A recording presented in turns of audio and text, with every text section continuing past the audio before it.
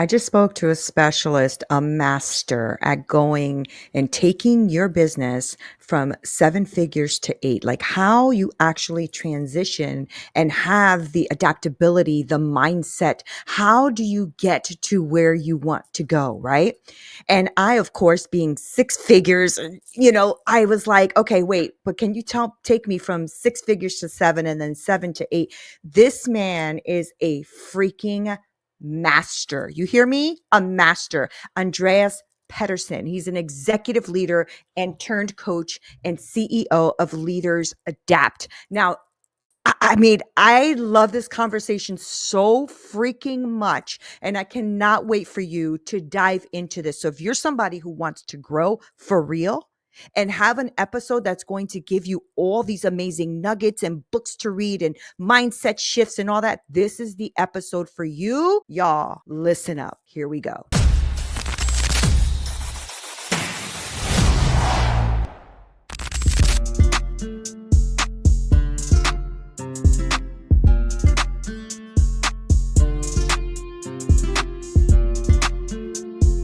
What's up, y'all? This is Neena Perez. I'm so glad you're here. Make sure you like, share, subscribe. You know the drill, because we have amazing humans that come on here to grow, challenge, and transform your thinking. Now, for those of y'all who are like seven-figure earners, put on that hat because I got somebody for you. Today's guest is Andreas Pettersson. He is an executive leader turned coach and CEO of Leaders Adapt. Is that right? Is it Adapt? Yes, All because right. I want to every make good sure. leader always needs to be adapting. Exactly. Andreas leveraged 16 plus years of global tech experience. He has think running companies, founding ventures like Arculus and Leapfrog funds to guide fearless entrepreneurs from seven to eight figures without losing themselves in the process. Now he's all about mindset shifts and self-discovery and ending what we call, I love this, adult daycare in the workplace. All right, y'all, we're going to get into this guy is a straight shooter. He just tells it like it is. And I love that he has the secret sauce to scale, helping you exit gracefully and to find true fulfillment, right? So, Andreas, welcome to Straight Talk. How are you? Thank you so much for having me. I'm amazing, and I need you to travel around with me and make introductions for me every single time I go on a stage or enter a meeting. That would be amazing. Can you do Yeah, that? yeah, of course I can. Let me know when and where. We'll do it. It's so funny. I love introducing people because I love what you guys bring to the world. And I love having these kind of conversations where I'm a six-figure earner. I'm not a seven-figure earner. I'm hoping to get there, but I'm not there. But No, I've you worked will get. with First, I will mindset get shift. there. You will Thank get you. there. Thank you. Already correcting. That's right. Andreas is a straight shooter. You're right. And I have worked with seven-figure earners. I've worked with and alongside billionaires and stuff. Their thinking, Andreas, is amazing. Your thinking, because you're a millionaire yourself, is amazing, right?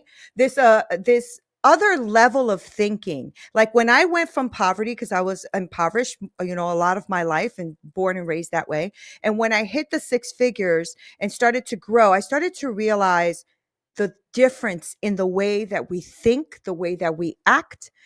It was more about collaboration than beating people down in competition. Competition is healthy and important, but I just realized a different set of thinking and the way of viewing life. So before we get on to the nitty gritties of your expertise, I do want to know you a little bit more. So tell us a little bit more about you. I share your background. So I'm originally from Sweden. I moved to US 2014. I also come from a very humble upbringing, as poor as you can get in Sweden. I grew up with a single mom that Mhm. worked in a daycare.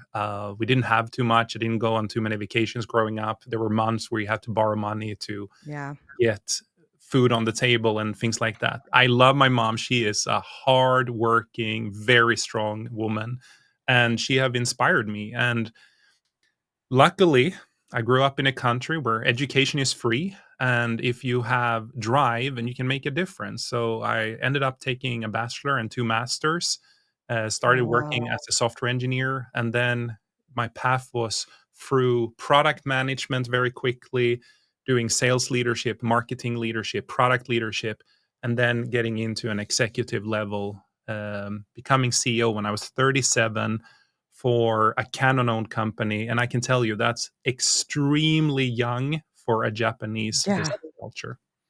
That's amazing though, right? And I love that you had the wherewithal also to say, okay, the education here is free, so I'm going to take advantage of that, right? Because that's I think part of it too is having the mindset and the drive to not be complacent, right? Or to not just like I remember, growing up where people, well, because I'm Hispanic, right? So it'd be like, well, you're Latina, you just need to work all day, whatever. I just never had that in me. It was always about, well, I still want to get my degrees. I still want to get my bachelor's degree. I still want to start a business. I still want to do all these things. And I'm like the first one in my family to do that. And I think it's that mindset, Andreas, right? You kind of have to you have to take ownership for your stuff, right? Yeah, and I think I'm going to build upon what you said also in the intro. A lot of people who come from nothing, we operate with fear-based mindset. Yeah. Millionaires, people that have a lot of money, they operate more with an abundance mindset where time is more valued than anything. Mm-hmm, mm-hmm, And the efficiency level that you get when you understand how important it is to delegate and find other people to buy back your time. By the way, mini promo for Dan Martell's book, Buy Back Your Time. It's a really good book, but it talks about the importance of delegation. And I think that most people that go from six to seven figure, they never learn to go from fear based mindset to abundance based mindset. mm-hmm, mm-hmm, If you mm-hmm. don't shift from sort of being what because fear-based mindset often develops insecure overachievers, meaning people Yeah. that are not really sure about themselves. Do I really deserve this? Am I worthy? And then Mm-hmm, combine that with the fear of, oh, what if I go back and I become poor again? And people don't understand that the value comes from all the lessons, your life, everything yeah, you yeah, already yeah. have. There's no way you're going to go back to a poor lifestyle once you have made the mental transition already in your life. Now, again, people often keep pushing the fear base too long, get very destructive sometimes self-sabotage, resistance to change, and so on. And they have to learn to lead with value and lifting other people up around them. And when they do, they get lifted up more. And when they get lifted up more, they have the finances to start paying people to doing things for them. And now they Mhm. accelerate even more. So what is it that you did in your life, or how have you helped people to transition from that fear-based mindset in that six-figure place to go up to the next level, right? Because I noticed that about myself sometimes too, Andreas, even as you're saying it, that I do sometimes hold back. Like I realize that I'll have some fear stuff coming up and I try to combat that, right? With, like just thinking about what I've already accomplished in life, how I've helped others, how I've helped them move forward. But I'm not going to lie to you and tell you that it doesn't come up. It does come up, right? And so I'm tired of that, to be quite frank, right? And I'm sure that a lot of people who are listening, and I get about, I don't know, maybe like 200,000 people who listen, right? So if they're listening, I'm sure they go through this too. And to your point, because I know you work a lot with seven figure earners and helping them to transition into that eight figure, Yeah. there's something there too, right? There's something even there that they have to combat. So let's start with the six figure into the seven figure, and then I want to move what that means for the seven into the eight. Yeah. How do you So help them? I often help them. It's very simple. They need to recalibrate. Whenever they feel fear, they have to think unfamiliar. And what often ends up happening is people work hard, they get up to a certain level, and then the fear that motivated them takes over because now it's fear of losing what they have built. Oh Fear, yeah, so and true. because they don't recognize all the action they took, they don't recognize that they can go start a new company. I One client I was helping the other day, she runs yeah, that's an eight-figure business, very afraid of losing it. And I said, okay, great, you lost it tomorrow, what would you do? And she's like, no, but I won't. No, but let's say you do, like you lost the whole company, you bankrupted tomorrow, what would you do? And then in the next, she literally had a monologue for 5-10 minutes where she basically explained every single step she would do. And I'm like, wow, that sounds like a great company. Are you sure you don't want to sell your company and just go start that instead? My point is, she knew exactly Mm, the path because she already walked down the path. so good. You have to learn to recalibrate calibrate fear with unfamiliar. I'm just unfamiliar of what will happen. And also, I have all the knowledge, I have the mindset. If you have invested in constantly changing, curiosity, learning, you can go do so many other things. You're not the person you were 10 years ago. And I think when people realize, it's like, the New York taxi drivers and you have this plexiglass behind them. Mhm. Sometimes they let like, let's say that you're driving it. Neena 2025 is driving, but every now and then Neena 2020 jumps up in the front seat and starts driving the car. And what you need to do mentally is put them back and then slam that plexiglass and just shut up in the back seat. I'm driving. I have all my experience that you don't have. I'm going That's to listen so to who I good. am today, not who I was 5 years ago. That's That's how you so start moving good. forward. Take action and just shut up that voice. And you can use Mel Robbins' 5 second rule. You can do Yeah. other things, but you have to just stop the negative, destructive thinking. And you have Mhm, to, mhm. one of the first exercises I do, sorry, I can go off on a rant, talk a lot about this, Please, but go one of the ahead. first exercises I do whenever I start working with a client, regardless of how successful they are, is notice all the positive things around them. Notice whenever someone gives them a compliment, write it down. And every single day, in the end of the day, they have to reflect on all the positive things said about them. And they wake up in the morning, asking them to visualize, do their affirmations, depending on what their beliefs are, do those things, but read out loud every single day everything positive that was said about them, every win they had.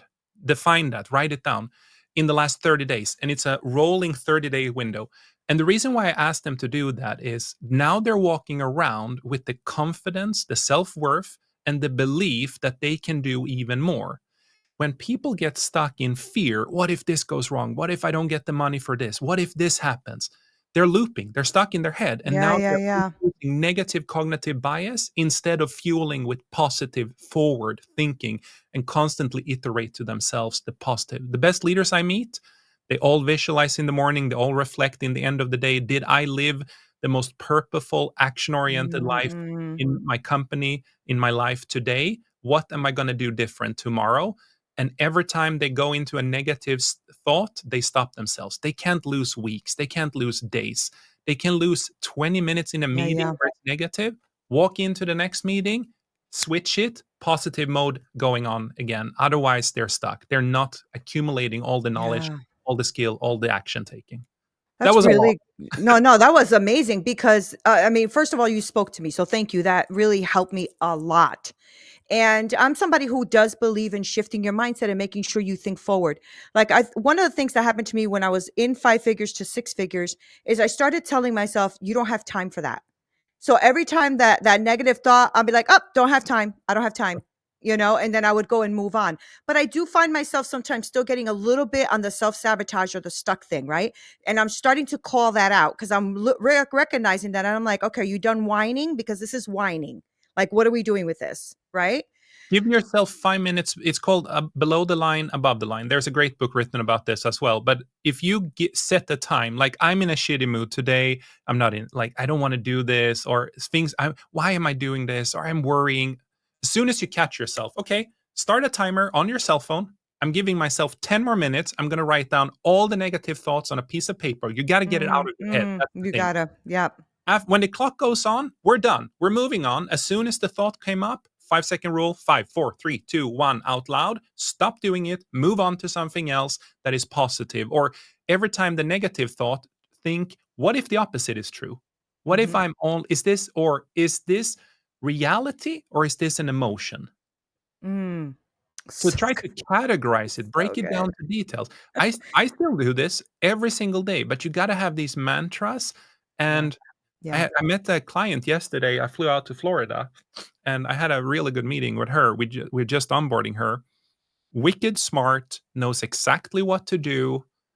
Just distractions, like not living purposeful. And he's like, yeah, but I'll do it tomorrow. I'm like, you don't have tomorrow. Compound that 10 years and you wait to tomorrow a few times in the week. No, Yeah. you can, I give you 10 minutes. Like, and I told her every time I walk through a door frame, I ask myself, which mood am I in? And I force myself to put a number in 10 rainbows, unicorn. I just won the lottery. 0 is I'm miserable and want to crawl up in bed. Mm, If I give myself a 6 or below, I will change my day and introduce something positive. I will cancel a meeting. I know I won't show up, but you cannot wait to tomorrow. The whole concept, I'll sleep on it, means you lose half the day every single day. No, damn. you have 10 minutes. Go figure it out. Change up your schedule or just say, I'm a 6. Come into the next meeting and just go, you know what? I'm having a shitty day today. Can one of you drive this meeting? And I'll be here. I'll support all of you. I just want one of you to drive it. And life happens. Right. It's okay. Let's go, guys. Well, girl, like Right. but the point is that you cannot spend years wasting four So to true. six It's so hours true. every day. 10 It's minutes, so true. move on. Yeah. That's so I true. sound aggressive, Because but I've seen it in action on people who do this. Like I'm part of a CEO peer group. The net worth of that is very high. All of them live so purposefully. They all feel, they're all passionate. They all have a life that is combining work and life harmony, but they are so conscious about their time. They're not letting their negative mindset destroy anything. It's all mm, opportunity, action taking. And the only way you can overcome fear, action taking. yeah, You yeah. cannot think your way there. You're just wasting time. Break it down to the smallest piece of action you can do and just take one step forward. I love it. And it's so true, right? Because when we think about all the things that we're afraid of things that haven't even happened. We're afraid of like future stuff that's not even happened, and such a waste of time. I Such a read a waste of stud time. and I read a study, I don't can't quote the numbers exactly, but it was over 95% of the time you spend worry never become a reality. Yeah. Isn't that crazy? Think if you spend that 95% of that time taking action, one step forward, one micro action every Yeah. single day, and Yeah. try to do a little bit more every single day. And all of a sudden, you're getting S done. Yeah, yeah, yeah. I love that. And I love putting a timer on your bullshit because that's what it is. It's all just bullshit, right? And so you just put a timer on it. I love that. You got 10 minutes, keep whining because I at the put a 10 timer minutes you're done. for myself in front I of me. love it. When it goes off, I'm done. I love that so much. Okay. Okay, so we got that. Six-figure earners out there like myself. Y'all better pay attention because that was so good. Okay. So I used to work with this amazing woman. She was a multi-billionaire, and they had an amazing non-for-profit organization, which I was a director of hers, and I ran the whole. I had a team of 20. It was amazing, and me and her got along really well. But I learned so much from her mindset because she did not care if she came into the room and said, "Hey, I want to throw this event for this." President coming from another country or whatever. And we would be like, okay. And I want it done in like the next week. And we're like, what? We have to do this and this and this and this. And she would be like, okay. Like it was like, what are we doing? So why are we still talking about it? Type of thing, right? Or when she would invent something, like right now, she has this big thing happening that she is being a trailblazer for in the market. And I remember everybody looking at her like, has anybody even done this before? Like, because I don't think it's been looked at or done before. And it hasn't actually. She's the trailblazer. And she says, if it's not done, we invent it, we make it. It's just like that.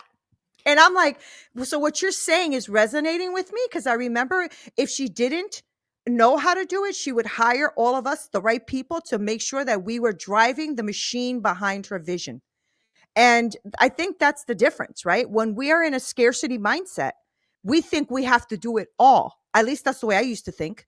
All right. So I was doing my social media, I was posting, I was this, I was that. And then I was wasting time and not getting clients because I was wasting my time. Where in her mindset, yeah, she's a multi-billionaire. They have a multi-billion-dollar building, it's the whole thing. But the whole point is her mindset wasn't like, I'll stop and think about it. It was, this is what I thought.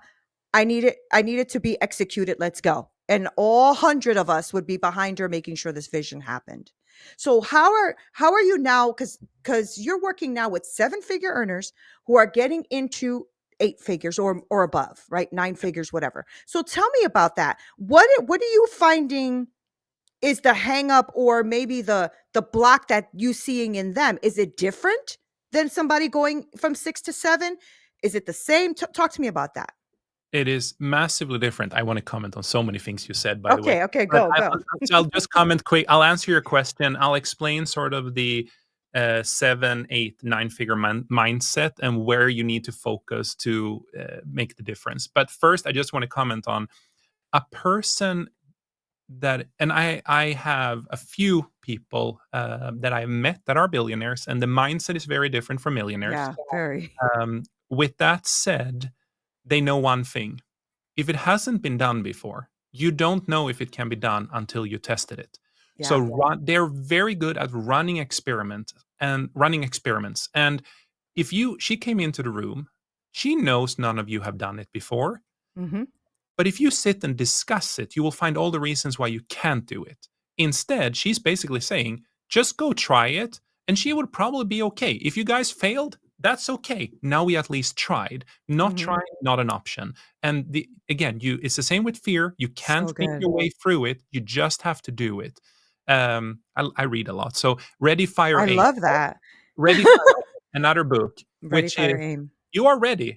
Let's go. You're hired. I believe in you, Neena. Like, you were part of that crew. I know who I put in place. I believe in you. We are ready. Mhm. Fire means now you test it out. You take action. You see what happens. And then you aim, which is okay. We learned something from the first iteration. Let's do it again. Let's do it again. Mhm. Let's do it again. Mhm. But let's not sit here and aim. She was saying, stop aiming. We are ready. Fire, and we'll see what happens. Yeah. That mindset is what a lot of So millionaires different. Yeah. have. The biggest thing I work with people, first of all, when people come to me and they say, I have this problem, that's never their problem. Okay, 1 in 10, it's their problem. But most of the times, it's not their problem. People that are getting to their first million in revenue or income, depending on if they're a solopreneur, they need to grind, they need to have the stamina, they need to be effective with their own time. When you hit 1 to 3 million, it's all about systems, Yeah. processes, procedures. So why? Not process for process sake, but it's so you can delegate. You can hire lower cost people. You always start with you need an admin, and you need someone who sort of oversees operations. Then you need to improve your marketing, then your sales, then like it goes, you just have to start hiring out more and more and more. When you get to about 8, 10 million in revenue, you are in a situation, and now you're as a founder, you're making a good number usually as well. Now it's about growing leaders, and that's where fear-based mindset got to go out of your head. Mm, And the mm, people you hire to get to your first million or to your first five is not the same people you need to go from 10 to 20 to 30. And mm, you need other people who have already either done the journey, but don't make the biggest mistake I see some entrepreneurs do. And they go like, oh, I need to hire this person from Cisco. They have been really good executive at Cisco. Yeah, they're tens of thousands, or not hundreds of thousands of people. They're used to a certain way of operating. Never put a big W2 person into a startup. It mm. will suck. It will fail. You will live through the misery. And I have helped a lot of founders clean up that problem. Yeah, But I think that happens a lot, actually. Yeah. leadership, it's leadership beyond that. You have to spend time growing your leaders. And the only way you do that is you got to get out of your own way. You're not the expert anymore. You're not the chief problem solver. You need to hire a really good number two. You need to understand succession planning. You need to understand delegation. You need to lift them up, and you need to remain the visionary who keeps telling where the North Star is. But you got to trust other people to get there. You cannot do it yourself after about 8 to 10 million. That's where the So what threshold is. so if you're not hiring like you said, because I've seen that where they will hire like that W-2 person they found there. And you're right, it doesn't work because I've seen it not work, right? And I'm just like, well, this person came with this amazing resume, but they can't do this piece. So you're recommending that someone you already have in your organization you lift up? Is that what you're saying? Or No, doesn't have to be. And I'm not saying the generic rule is there are about 5 stages of a company. You have the MVP stage, you have the product fit stage, messaging fit stage, you have the channel fit, and then you scale it up, and then you grow through acquisitions and mergers. Okay. If you hire someone who's been in a what I call stage 5 company, which is the Mhm. merger acquisition stage, let's use Cisco as an example, and you're in stage 2 and you're trying to find product fit, messaging fit, that person already assumes that that's there. And if they've been at Ah, Cisco for 20 years, they won't function in your company. They will not be able, they will go, okay, how can I hire 10 people? Oh, we need to do a marketing study. We need to buy a report. Like, no, you need to like roll up your sleeve, elbow grease, and let's go out and figure out what the product mm, why people want your product, what messaging resonates. Like you need to get much more scrappy. Now, what I would hire is always hire someone who have taken a company from a stage 1 or 2 to a 2 or 3. So 1 or 2 ahead, and then, but they have to have started in the same phase. So when I interview people, I often ask them if they come from a big company, have you done startups before? And we were, let's say to hire someone, we were plus 100 people in the company. I would ask them, when were you last in a company there were 50 people? Because I want to know, like, did they start before this? What was your revenue? What did you do to establish the product? How far did you grow it? When did you exit that company? I care more about that. But then I want the playbook, the knowledge that person have, the connection from the large company. I want right. from a business perspective or from a tech leadership perspective, but I do not want their strategy from that company.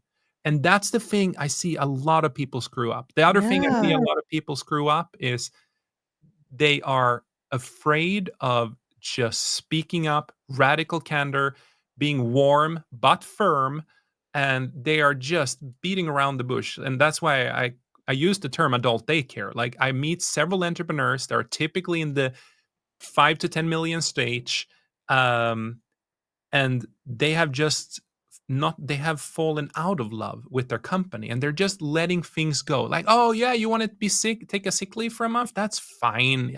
I get it, everyone gets a cold. Or, oh, you want to go work in Europe this summer, just go ahead, it's okay. Like, and now they're getting people who take advantage of them. And Mm, now they've been doing that for a year or two. And now they grew, they plateau, they don't understand what's going on.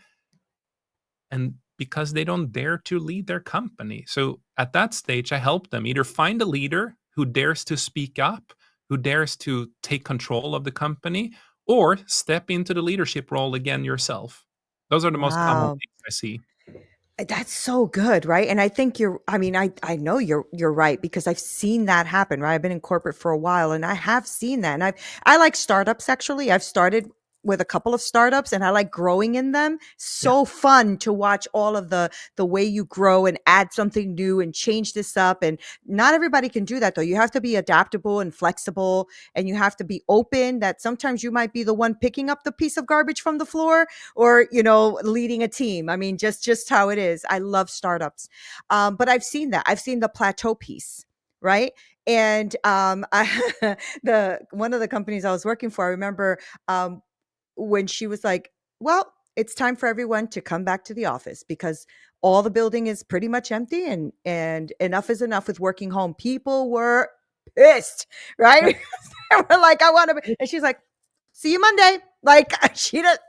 It And is what it is. I'm not saying always bring everyone back. I am so that's a whole political discussion in Yeah, yeah, itself. of course. I actually we ended up going remote forever. The reason was that we were more productive than but we were a tech company. It's very different. Yeah, it's different. I also help some people that they have that, oh, we started 1 day in the office a week. And I go, great, get rid of the building. You can have them go to WeWork or Spaces or whatever. Like, that's fine. Mhm. They're like, no, but I want to bring them back, but over a 2 year time frame. So we're going to increase the number of days. I'm like, okay, so you're going to wait 2 years to not be productive instead of just ripping the bandage and go then 4 days. Like start with 4 days and then tell them why you're doing it. And sure, but what if I lose this person and this person? Great. You would lose them 2 years from now anyway, and they will have Right. asset to that point. Like just get them back. Like rip the bandage. If you're not growing, you are dying. That's like Mm, stagnation, plateauing is temporary. Why? wow. Because the growth culture, the growth leadership have disappeared. I helped another client. She was running a company. She said, the best numbers we did, and she wasn't dependent on COVID. She's like, the best numbers I did in during COVID. And in her business, it should be the opposite. And I was like, why is that? Like, what happened? And we really dug into it. What it really was is she said, I had nothing to fear or lose. Because I felt like if I didn't step up as the captain of the ship and screamed out orders, but also really showed appreciation for everyone on the boat, she used that analogy, we would have gone under. It was a storm. But as a result, she was doing the best number. And you could tell on her and we were sitting in a Zoom call, and she was like, it's just like bing, Like, light bulb ding, moment. yeah, yeah. And I went Mhm. like, so we should maybe start leading a little bit more firm again and not let just people take advantage of you. Mm. And she did. And I called her, this was probably 3 months ago. It was before Christmas at least. And I asked, how is it going? Business is doing amazing. Like I got rid of these people and they would have been gone anyway. I hired this person instead. And I'm like, okay, how is life? Life is amazing. I'm like, how much are you working? And she's like, I work a lot, but I also live a lot. I'm like, thank you. You took control of your life. You were not Right. operating with fear of how you would be judged. It's kind of an interesting, and I realize I gave all example from women here. I get the luxury of actually working more with women than with men. And I think it's because I actually don't have the full answer, but I can talk about emotions, I can talk about vulnerability, I can talk about self-worth, value, we, belonging, groups. Even though I Yeah. sound very authoritative, I'm still very much for sound company culture, but I'm also pushing people to, if you already know what the outcome in, do not wait.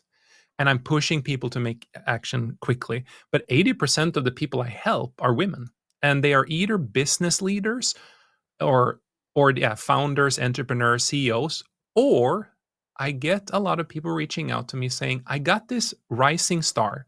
They're a VP, but they're not really ready to become a C level yet. Could you work with them for half a year and sort of groom them into the thinking so I I can love give that. them the right opportunity? So I help a lot of VPs as well get into the C level role.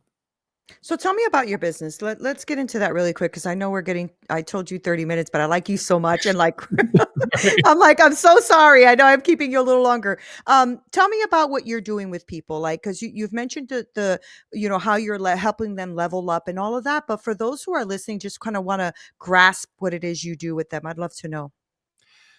So my process is I'm the opposite of a lot of advisors, consultants, coaches, mentors, and because a lot of them latch on and they want to make multi-year contracts. I don't. I work with people 4 to 6 months, then I don't want to see them anymore. Sure, they can call me once a month, but if I work with you I love longer, that. I am leading them. They need to be leading themselves. Mm, The typical flow as people are, they start working with me and they go, let's look at the strategy, let's look at the products, let's look at this person I think is a bad employee. It's like, no, no, no. We need to understand you. So the first 2 to 4 weeks, I focus a lot on their mindset, rediscovering like deep emotional intelligence of who they are, because it doesn't matter which strategic direction or product or whatever changes we do, if they don't truly understand how they show up every single day. And this is back to building a healthy culture where yeah. employees feel safe. Like, again, you need to be warm, we, not always I, but you also need to be firm. And I work to about 4 weeks. I work a little bit about with, or I work more with their mindset. When I work with people, I meet them every week. They have homework. They have to deliver on the results. They have to be ready for working with me. We go fast. And several people, when they are in the tail end, they're like, I can't believe how much I grew during 4 to 6 months. And like they're mind blown how much they can do. Yeah, because I'm going to push you. We're going to go faster, faster, faster. We're going to make decision quicker. We're going to stop dwelling on things. We're going to move. We're going to hire. We're going to fire. We're going to put the right things in place. And then we go, go, go, go. And then what I do, I meet them every week. And then in case they have an emergency, I'm available. Shoot me a text message. I'll clear my calendar. I'll sit with you for a full day to fix your emergency. Now, if you do that every week, I'm not up for that. Right. Of course. Yeah. During the 4 to 6 months, it happens once, maybe twice. It's often when they have to fire a COO or a sales executive or something like that. and they're afraid of stepping into role. They're afraid of the implication.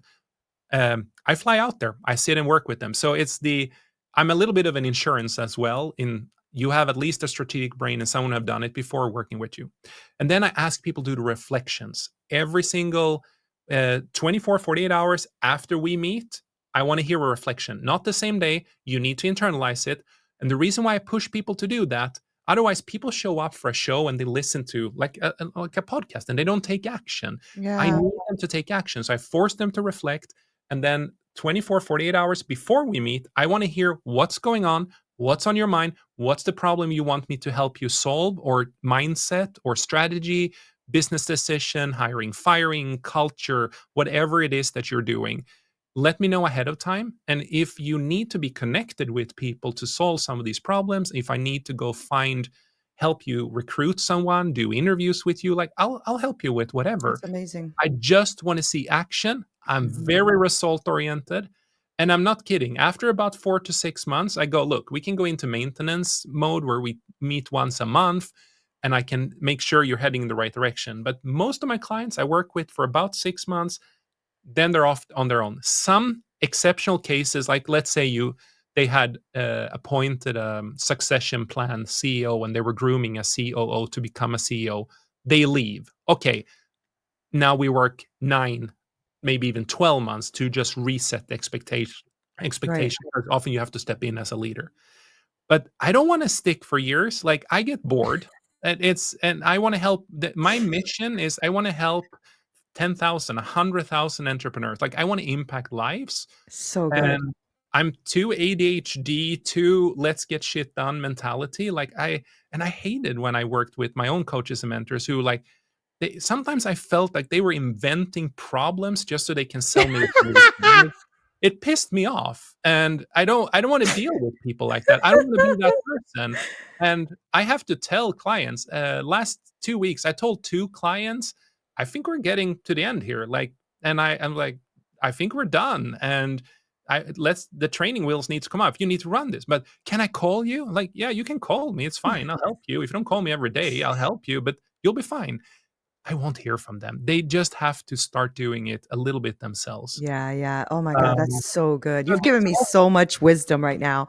Like, that's all you're making me think about my business. You're making me think and rethink the way I do things because I think you're right. I think one of the well, there's a couple things I'm gonna steal from you, right? So the reflection piece and like writing it down within the next day or two, because I'm realizing that some of the women that I'm working with, we meet every other week, right? And then they have one-on-one access to me if they need to throughout the time we're not together, but they're supposed to be implementing. And a lot of times we meet in 2 weeks and nothing's been implemented because life got in the way and blah, blah, blah. Right. So it's yeah. taking them longer to do things than they should. And then comes the defeat part, right? I'm not good enough. I can't, all that stuff, right? Because I'm not dealing with 7-figure earners yet, right? I'm only dealing with the 5 figures wanting to go into 6 or wanting to build a This business. is it Yeah. it's just a and I know Yeah. so I love the fact that you took that one, because here is why. If I work with someone, I'm okay if I push them to do something and they say, "You know what? I actually don't have time." I respect that. Like, "Okay, you don't have time. Fair." But if you're saying to me, "I am gonna do this," and you are not honest and accountable to yourself, Yeah. I fire clients. Like, if you have done that 3 times with me, I'm done with you. I don't wanna work with you. It's not about like, Freaking I love don't that. wanna work I with love you that. because you're wasting my time. Yeah. And I Yeah. know it's not about me, but they're lying to themselves. They have an Yeah. integrity problem with themselves. Like, how can they look themselves in the mirror if they are not willing to take action? And it's back to I have never done the 75 hard challenge and stuff like that, but it's the same thing. Like, it's learning the discipline. I know I have succeeded when people naturally start disconnecting a little bit and they're like, I got it. No, no, it's fine. Like, I don't need your help on this. Or when someone says to me, I love hearing, I have never had this much clarity on my business. It's like I was walking in a fog and now I see everything crystal clear. And I go, That's so okay, good. great. Let's start Yeah. talking about wrapping up our engagement then. You don't need me. I love this. And that's how I feel fulfilled. And I Yeah. know it's stupid business sometimes for my own sake, but I can't sit there and bullshit you. I couldn't stand it when other did it to me. Yeah. I don't want to be that person. And everybody does need a coach, though, Andreas, right? I really believe that everybody needs a coach. And I say this all the time. Coaches need coaches, therapists need therapists, doctors need doctors. Because like you said yourself, like you have your own coaches, right? I have You two need right that. now. Yeah, you need it because you need to be able to see the blind spots that you don't see, And I or miss them strategy all you the never time. heard of. Yeah. Yeah, Yeah. I miss them all the time. I need Right. people to tell me, and that's the other thing. The number one mindset shift, I in addition, or sorry, not the number one, but in addition to everything I've said, stop. Like people are bruising their egos. They get defensive. The best leaders, like if someone like I can go to my CEO or peer group and I can tell them you're being such an effing asshole right now. They won't stand up and be mad and do something. Right. Oh, they will go like, "Oh, okay, I'm clearly have a blind spot here. Can you like how did we end? Like tell me. I can see you're aggregated. I can Yeah. see you're irritated. What's going on? Like what Mhm. did I miss?" They switch defensive to curiosity. Mhm. And Mhm. that's how you hyperscale your mind, how you hypergrow curiosity. Insert that every single time you feel like I'm going to defend myself. Go, what if the opposite is true? What if I can learn a lesson here? Yeah. Do not defend, get curious, and focus on understanding what you're missing. Yeah. And that's the other thing when sometimes you have, I've had, I have done this myself. I stopped listening to some coaches and mentors. I was not receptive. And it wasn't until they like slapped me and I'm like, okay, I'm clearly missing something here. Yeah. And Yeah. It's be more growth. curious. Like curiosity is king. And the day you say, I am who I am, I know everything, yeah, start dying. Yeah, Like, yeah. Andreas, I freaking love you, bro. So thank you so much for hanging out with me because this was such an amazing eye opener for me. I'm gonna rewatch it and rewatch it because I have so many notes I got to take now. But because I want to scale personally in my own personal life, like as a person, and also in my business, or maybe strategize and look at maybe it's a different business, maybe it's something else I need to do. But the feeling stuck thing is a real thing for me. It's been happening and I just like I want to get out of it. And I keep yeah, I believe in God, right? So I'm always asking God to send me a message or send me a direction or send me something, right? And so this is literally the only conversation this week that I am going to hold on to. I have got to listen to this over and over again. You are a true blessing for me in my life. Thank you so much. So before I wrap up and let you go, because I don't freaking want to, but I have to, tell me and tell everyone listening how people can find you, how they can, maybe speak with you or maybe even work with you. Like I said, I have a lot of successful entrepreneurs that listen to the show.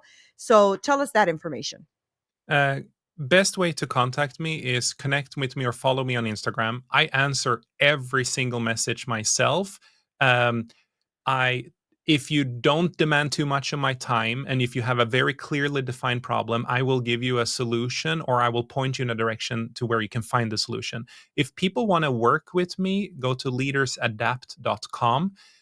One thing I do there as a mini promotion, every time I have a coaching session where I feel someone else can benefit from hearing this, I write a blog post about it and I put Oh, it on there. good.